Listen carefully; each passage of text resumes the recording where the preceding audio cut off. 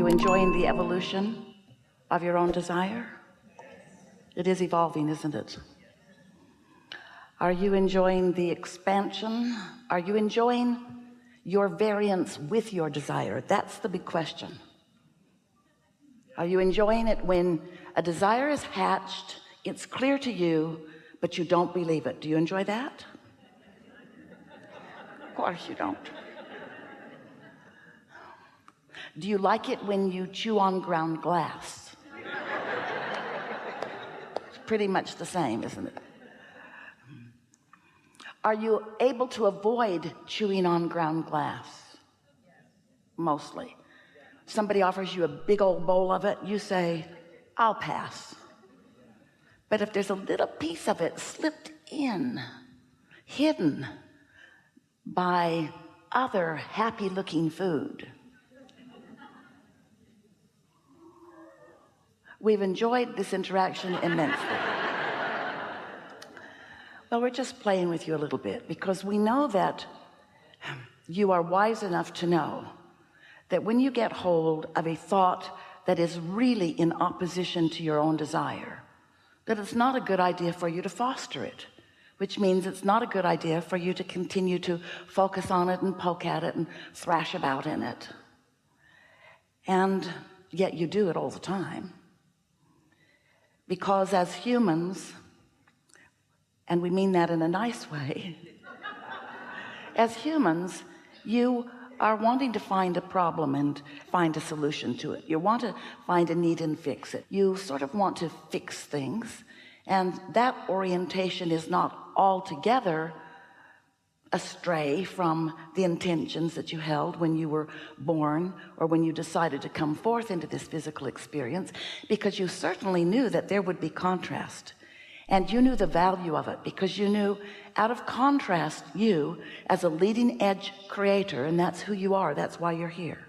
You knew you would be able to utilize the contrast to help you to focus into your clear intention or desires. And in fact, you knew that the contrast was necessary, because without knowing what you don't want, you can't know what you do want, and other way around too. In other words, contrast is the basis of focusing, and focusing is the basis of creation.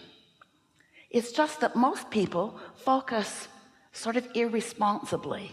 They focus with no personal footing or guidance. They've lost their footing. They don't realize that they're focusing on what's loudest or on what's biggest or sometimes on what's baddest rather than upon what is most desired. So we want to remind you of something that you intended with a lot of determination when you made the decision to come forth into this physical body. It was your intention to focus amongst contrast in order to come to personal conclusions about your personal desire, because then you knew unequivocally the power of your thought, the power of your non-resisted thought, the incredible power of a non-resisted thought. Oh, that's the thought that creates worlds.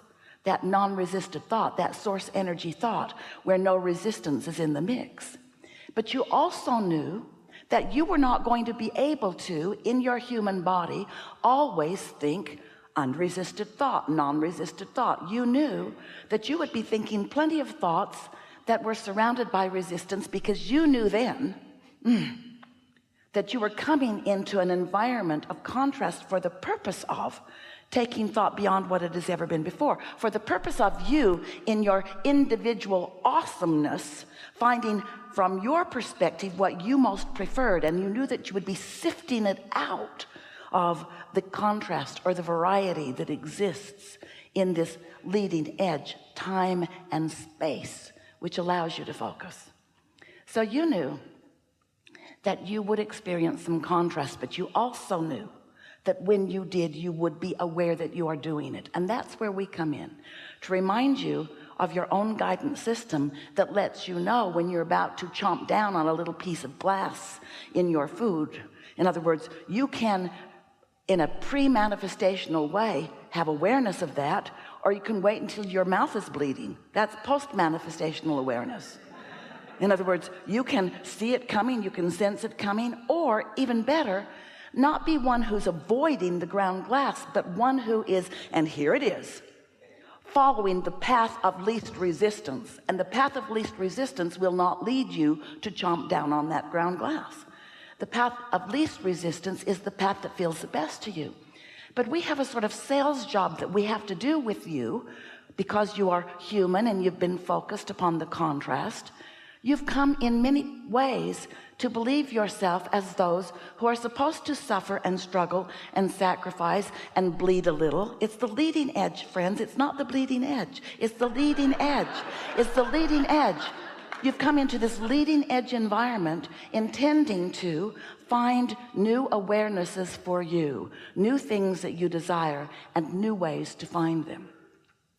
So this guidance system that you were born with is your emotional guidance system.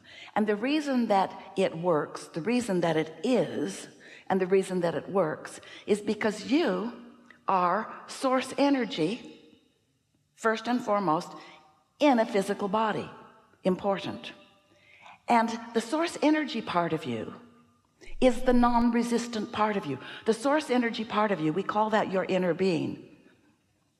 Never, ever, ever, ever, ever, ever, ever from your perspective, in other words, your sensitivity to it, would focus in a way that has resistance in it. So that means when you are in complete harmony with your inner being, you are, we've called you lots of different things, tuned in, tapped in, turned on.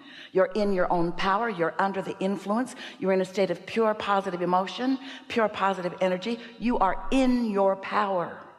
You just don't stay there very long, and that's all right too, as long as you know that that vibrational place is there for you and that you can find it.